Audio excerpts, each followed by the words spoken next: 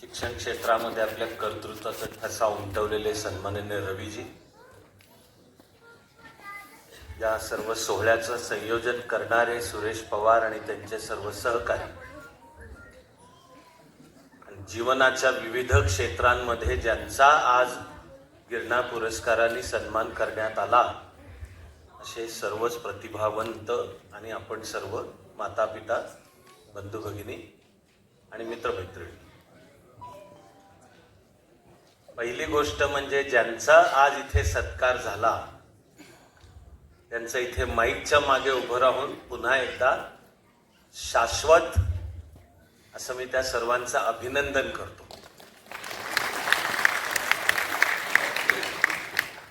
अशा वेळी नेहमीच माझ्या मनात असतं की माझ्या अशा अभिनंदनाची पावलं आहेत 2-3. पहिलं पाऊल आहे अभिनंदन,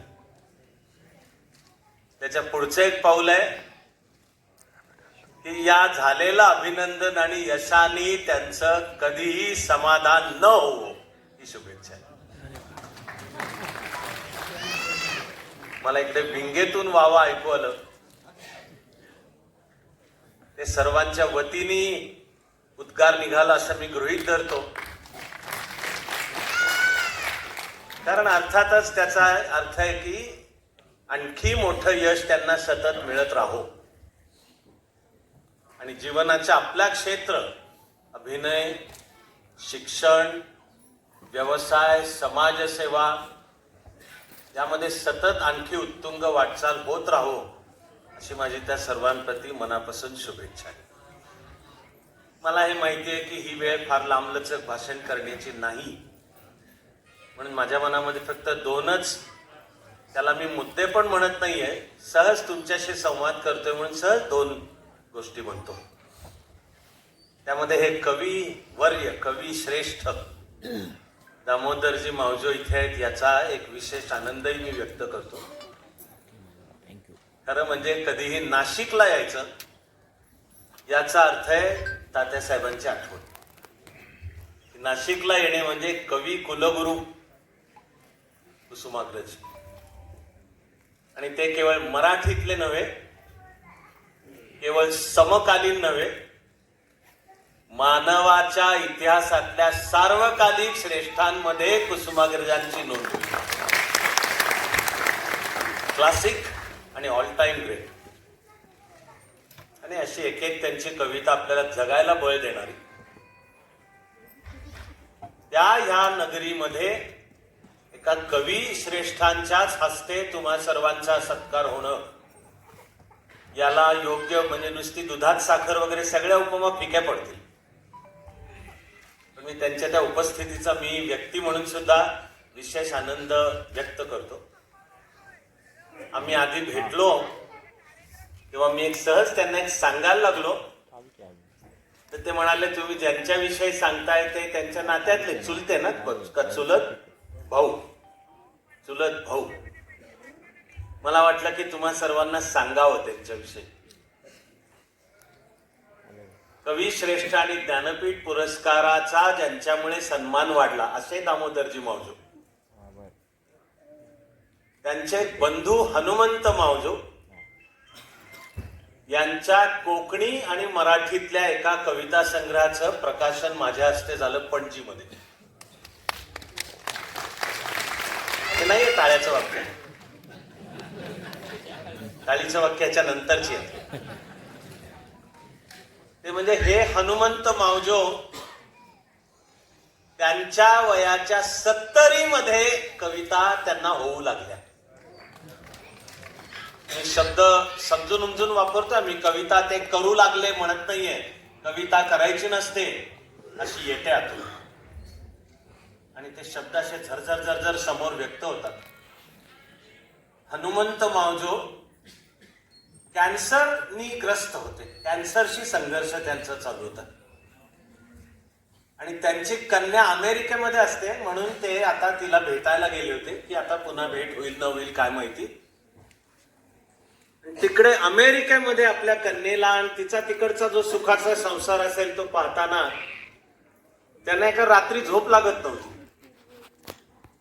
आणि कळतही नव्हतं की आपल्याला झोप का लागत नाहीये. म्हणून ते शेवटी केव्हा तरी पहाटेच्या सुमाराला थोडे उठले आणि जे काही मनात होतं ते त्यांनी भरभर कागदावर उमटवलं.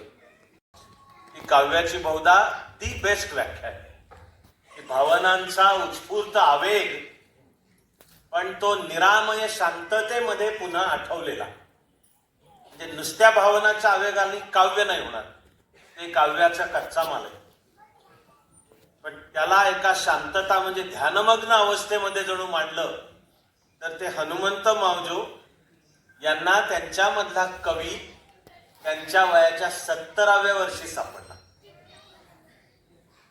माझा संपर्क तरुण पिढीशी असतो आणि मी त्यांना सांगत असतो की सर्व क्षेत्र समान आहेत, सर्व करिअर समान आहेत. कोणतं तरी एक विशिष्ट करिअर म्हणजेच काय ते उच्च असं नाहीये. तुम्ही स्वतःला ओळखून जीवनातलं क्षेत्र निवडा आणि त्या निवडलेल्या क्षेत्रामध्ये उत्तम आणि प्रतिभावंत पाहिजे. आज ज्यांचे सत्कार झाले ते असे विविध क्षेत्रातली उत्तमता आणि प्रतिभा आणि आपल्यामधला हा स्व, नॉलेज ऑफ द सेल्फ, की आपल्यामधला हा स्व केव्हा जागा होईल याचं काही बंधन नाहीये, याचं काही गणित नाही की नाही तुम्हाला बुवा वयाच्या 6व्या वर्षीच तुमचा स्व कळला पाहिजे किंवा 16व्या वर्षी कळला पाहिजे आणि 26 पर्यंत कळला नसेल तर काहीतरी उशीर झालाय. उशीर कधी नसतो. It is never too late. स्वतःच्या आत डोकावून पाहताना आपला कशातलं टॅलेंट आहे आपल्याकडे आणि मग ते तू तुझ्यातलं टॅलेंट ओळख आणि त्याची जोपासना कर. हे जेव्हा मी मुलांना सांगतो तेव्हा आजपर्यंत मी अनेक उदाहरणं द्यायचो. पण हनुमंत मावजो यांच्या वयाच्या 70मध्ये जागा झालेला कवी, कॅन्सरशी संघर्षाला पुरून उरलेला, त्यांना मी म्हणालो की यापुढे तरुणांना मी तुमचं पण उदाहरण सांगणार आहे. आपली प्रतिभा केव्हा जागी होईल याचं काही गणित नाही. पंडित कुमार गंधर्व यांना त्यांच्या वयाच्या 6व्या वर्षीच त्यांच्यातला असामान्य गायक समजला होता आणि अशी उदाहरणं चालू राहतील. त्या यादीमध्ये येतात कवी श्रेष्ठ सुद्धा स्वतः दामोदरजी, आणि त्यांना भेटण्याचा आनंद लाभला. आम्ही तिथे बसलो होतो तेव्हा मी त्यांना हे सहज सांगितलं की मावजोच त्यांच्या कत्ता, ते म्हणाले माझे भाऊच लागतात. म्हणजे मग काव्याचे गुण पण ट्रान्सफर झाले जणू सहवासाने. मराठी आणि कोकणी सुद्धा भाषा भगिनी आहेत. मराठीमधले सुद्धा असेच एक महान कवी बा.भ. बोरकर, हे सुद्धा कोकणीमधले सुद्धा तितकेच महान कवी. सहज बोलताना मला बोरकरांची अनेक कविता आठवत आहेत, पण आता मी त्याच्यात वेळ देणार नाहीये. मी मनात ठरवलं होतं की तुमच्या सगळ्यांना एकच गोष्ट सांगणार आहे, त्यावर तर मी भाष्य पण करणार नाहीये, पण फक्त एक गोष्ट आणि सर्वांना सर्व काळ सर्व शुभेच्छा. आता तेवढी गोष्ट सांगून मी आपला निरोप घेणार आहे. गोष्ट माझ्या एका हिरोची आहे. एकमेव नाही, माझे अनेक हिरो आहेत, पण निश्चितपणे त्यातला एक म्हणजे सर्वश्रेष्ठ शास्त्रज्ञ म्हणावा असा अल्बर्ट आइन्स्टाईन. माझ्या मनात हिरोचं स्थान आहे त्याला. आइन्स्टाईन उभ्या मानवतेचा हिरो आहे. लहानपणी शाळेमध्ये त्याला बिनडोक समजायचे, ध समजायचे. आइन्स्टाईनला जर्मनीमधल्या फिजिक्सच्या कॉलेजमध्ये प्रवेश नाकारण्यात आला होता. म्हणून तो आइन्स्टाईन, आई वडील लहानपणीच गेले होते, बहीण सांभाळत होती आणि शाळेतनं दरवर्षी तक्रारी यायच्या की ह्या तुमच्या भावाला काही कळत नाही, हिची शाळा बदला. आइन्स्टाईनला जर्मनीतल्या फिजिक्सच्या कॉलेजमध्ये ज्यांनी प्रवेश नाकारला त्या प्राध्यापकाचं नाव आहे हर्मान मिन्कोवस्की. आज इथे सर्व ज्यांचा सत्कार झाला त्यांचं जसं मानपत्र वाचून दाखवलं तसं आइन्स्टाईनला फोटोव्होल्टेक इफेक्ट यासाठी नोबेल मिळालंय. त्या नोबेलचा शब्दांकन जे प्राध्यापक आइन्स्टाईनला म्हणाले होते you are good for nothing, हे शब्द येतात की you are good for nothing, तू युजलेस आहेस, you are good for nothing. त्याच प्राध्यापक हर्मान मिन्कोवस्की यांना आइन्स्टाईनच्या नोबेलचं शब्दांकन करण्याची संधी मिळाली. काळाने उगवलेला केवढा क्रिएटिव्ह सूड आहे तो. आणि आईन्स्टाईन म्हणजे कितीही सत्कार, कितीही पुरस्कार, कितीही नोबेल त्याच्यावरनं ओवाळून टाकले तरी कमी पडतील. असा हा आईन्स्टाईन आयुष्याच्या उत्तरार्धाकडे अमेरिकेमध्ये गेला होता आणि प्रिन्स्टन विद्यापीठामध्ये शिकवत होता. आता थोडं वय झालेलं, त्याचे असे केस वाढलेले होते, भारतीय ऋषीसारखे खांद्यावर उडत असायचे. आणि आई वडील लहानपणी गेल्यामुळे त्याला जन्मात कोणी कधी फार शिस्तीमध्ये राहायला शिकवलं नव्हतं. बाह्यता आईन्स्टाईन अत्यंत गबाळ्या, त्याच्या कपड्याला कधी इस्त्री नसायची, शर्टचं वरचं बटन खाली खालचं वर, पायामध्ये 2 वेगळ्या रंगाचे सॉक्स आणि 2 वेगळ्या रंगाचे शूज असे घालून तो प्रिन्स्टन मध्ये शिकवायला जायचा. पोरं केवढी भाग्यवान असली पाहिजे की डायरेक्ट साक्षात आईन्स्टाईनच त्यांना फिजिक्स शिकवतो. तर हा आईन्स्टाईन एके दिवशी त्याचे तास संपवून त्या प्रिन्स्टन विद्यापीठाचे जे मुख्य दरवाजे मला जायच्या संधी मिळालेल्या आहेत तिथे खूप वेळा मी त्याला एक तीर्थक्षेत्र मानतो, त्याचा मी फोटो काढून ठेवलाय. मेन गेटला लागून फुटपाथ आहे आणि बस स्टॉप आहे मेन गेट पाशीच. तर आईन्स्टाईन प्रिन्स्टन मधले त्याचे तास संपवून बस स्टॉपवर उभा होता. कल्पना करा तुम्ही, नोबेल विजेता, मानवाच्या इतिहासातला सर्वश्रेष्ठ शास्त्रज्ञ, पण शांतपणे त्याचे तास पूर्ण करून बस स्टॉपवर उभा आहे बससाठी. त्याच्या शेजारी एक तरुण मुलगा येऊन उभा राहिला आणि आता बस स्टॉपवर उभा राहिल्याने सहज नजर अशी इकडे इकडे जातेच ना. तशी आईन्स्टाईननी त्या मुलाकडे पाहिलं. टिपिकल अमेरिकन गोरा मुलगा, व्हाईट मुलगा, उंच, तगडा, असे मेगा स्लीव्ज असलेले टी शर्ट होता आणि कचकावून व्यायाम करणारा, मस्त कमावलेलं शरीर होतं, कळत होतं आणि त्याच्या हातामध्ये असा पुस्तकांचा ढिगारा होता. आईन्स्टाईनने असं सहज वळून पाहिलं, सगळी पुस्तकं फिजिक्सची होती. म्हणून आईन्स्टाईनने त्या मुलाला विचारलं, young man, who are you? हे तरुण मुला, तू कोण आहेस?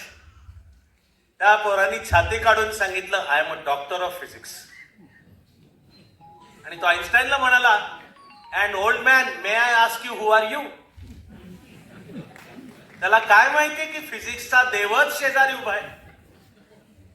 पण अजून जरा टीव्हीचा वगैरे जमाना नव्हता. आईन्स्टाईन नाव होतं पण तो दिसतो कसा आहे कुठं माहिती होतं. आणि शेजारी उभा असलेले बावळट म्हातारं ध्यान, हे गबाळ्यासारखं, हे केस असे वाढलेले, त्याच्यावरनं कधी कंगवा फिरणार नाही, कोणाला वाटणार की हा आईन्स्टाईन असेल. म्हणून आईन्स्टाईन त्या तरुण मुलाला विचारतो, young man, who are you? तरुण पोरगा छाती काढून सांगतो, I am a doctor of physics. And old man, who are you? Einstein म्हणाला, I am a student of physics. जीवनाच्या सर्व क्षेत्रांमध्ये आपण जोपर्यंत विद्यार्थी आहोत तोपर्यंत सतत फुलतो आहोत. सर्वजण असे सतत फुलत राहावेत अशी शुभेच्छा व्यक्त करतो.